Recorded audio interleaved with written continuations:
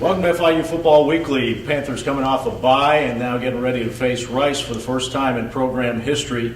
FIU 3-5, 2-2 in the conference. Rice comes in 4-3 and 2-1 in the conference. And Coach Ron Turner, I guess a little time to relax. Well, not relax, but rest and get healthy for these guys over the bye week.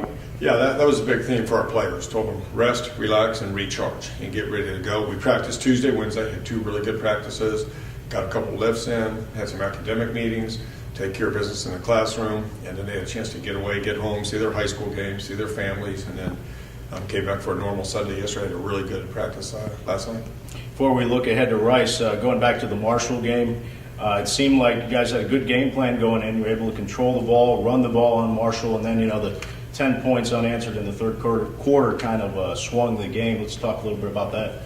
Yeah, well, actually it was 21 points in the third, into the third and start of the fourth quarter. They got the ball on the 32-yard line. This game was 17-7 late in the third quarter, and they drive it down and hit the back on a check down. The quarterback made a great play. He scrambled around, made a couple guys miss, and hit the check down. And we missed a tackle, and he took it in the end zone to make it 24-7, and then we turned it over twice. Gave them the ball on the 23-yard line. They scored in one play, and then we threw an interception for a touchdown. So gave them 21 points. Didn't give them. They got 21 points, in about a 4-minute span to go from 17-7 to 38-7, and that just opened up the blew the game over.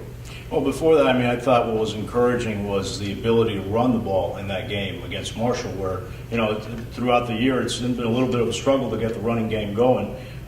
You said, before that you thought you'd be able to run the ball in Marshall, and, I guess that's got to be a little bit encouraging for you. Yeah, exactly. I think we've gotten better and better as the season's gone on running the football, and we have to continue that, and we just need to stop turning it over. The turnovers really hurt us.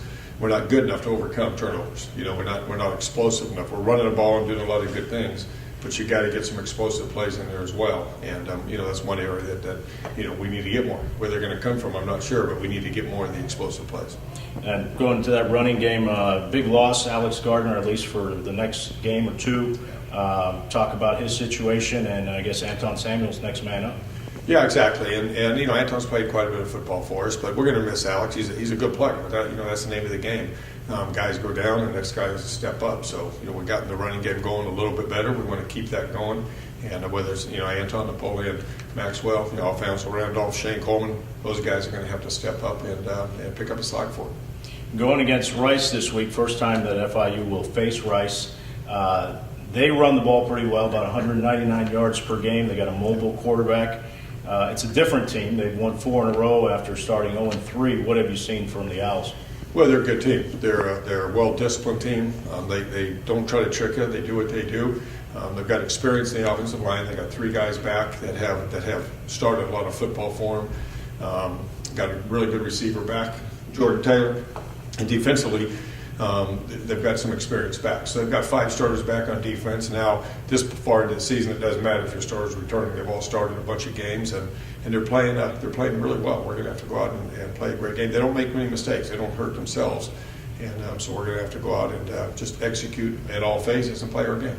We were talking before, they started with Notre Dame and Texas A&M, and they were giving up 43 points a game, gave 45 to Old Dominion in the third game of the season. But since then, their defense has given up 19 points per game. It's not the same quality of opponents in the last 4, but it's an improved defense, and I think one that may be a challenge. Oh, no question about it. They're good. They're a good defensive team, and they've gotten better as the season's gone on as a complete team.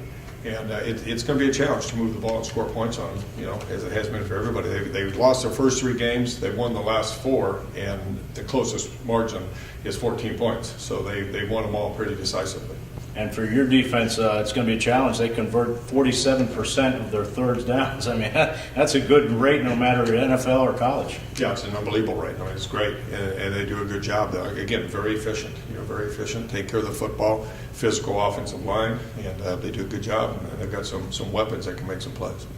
Panthers in Rice, 12 noon Saturday from FIU Stadium. Pregame at 11:30 on ESPN, 12:10 a.m. Trying to get outside left. Can he get to the corner? He is at the 3, the 2, the 1, the goal line. He's in. Touchdown. Anthon Samuel. It took him a Welcome back to FIU Football Weekly. Anthon Samuel joins me now, and we'll get more to Anthon on his role expanding. But first, let's go back to Marshall a second. You guys Had a pretty good game plan going into there, and then the Herd scored those 10 unanswered points in the third quarter that kind of opened the game up. But let's talk a little bit about that running game, how you guys were able to run on Marshall. Our O-line is doing very good this season. You know, we seen Marshall D-line. We thought that we can take advantage of the box, and we seen how their players played against our right receivers. And we just knew that we could run the ball, and that's what we tried to do, and control the clock, because we knew Marshall had a good offense, explosive offense, and we wanted to help our defense out and keep the offense off the field. So we tried to run the ball, get time of possession, and we felt that we can do that, and we were pretty successful for the most part. You're a Bowling Green transfer, first year at FIU. Pretty good success up there, MAC Freshman of the Year, and pretty much the main guy carrying the ball. And that leads me to my next question here. You're going to be pretty much the main guy going forward with Alex Gardner out for at least the next 2 games. And, you know, you've had that experience where you've carried the ball a lot. How do you see your role expanding or changing now with Alex on the sidelines? Yeah, Alex Gardner, that's a very big loss, considering what he contributed to this team this year. But, you know, each week I prepare as if I'm going to be the starter, because you never know when your number is going to be called. And now my number is called, so now it's time to step up to the plate and do the best for my team. And, you know, I've been here before, so this is when experience plays a role, and it helps me. And I know how to prepare, and I know what to do. So I'm looking forward to the opportunity, and I'm thankful for the opportunity. Do you feel maybe your body feels a little bit more rested, knowing that, you know, this year you split some carries where at Bowling Green you were the guy getting the ball every time? I mean, how does your body feel, and what kind of mental adjustment do you have to make now, knowing that, you know, you're no longer really going to be splitting the carries? My body feels good, you know. Splitting carries, I really didn't do that in Bowling Green. So doing it here, you know, I get more rest. And plus coming off this bye week, that really helped my body feel real good. As far as mental, you know, now I just have to watch film more and pick out more tendencies as far as Rice. And that's all that I have to do, and get in the playbook more. Going over and looking at Rice, the first 3 games they were allowing 43 points per game. Their defense was.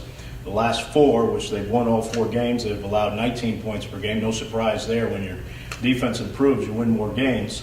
Right. What have you seen? I know you were telling me that you saw the Rice North Texas game last Saturday. Well, what have you seen from the Rice defense so far? They're a very physical defense. They run to the ball. I think they have a good D-line, good linebackers, and a good secondary. And as you just mentioned, they only allowed 19 points a game these last 4 games. It's going to be a challenge for us, but we're ready for the challenge, and we're ready to embrace it. Did you happen to see any of the early Rice games when they were giving up 43 points a game, or just seeing the recent Rice games? Yeah, I was able to see the Notre Dame game. Yeah, did you see any kind of differences there between the 2 defenses? Really no difference. They played hard the whole time, especially the D-line. The D-line goes hard every play. You know, Notre Dame just got the best of them that game. But, you know, we don't really look at that.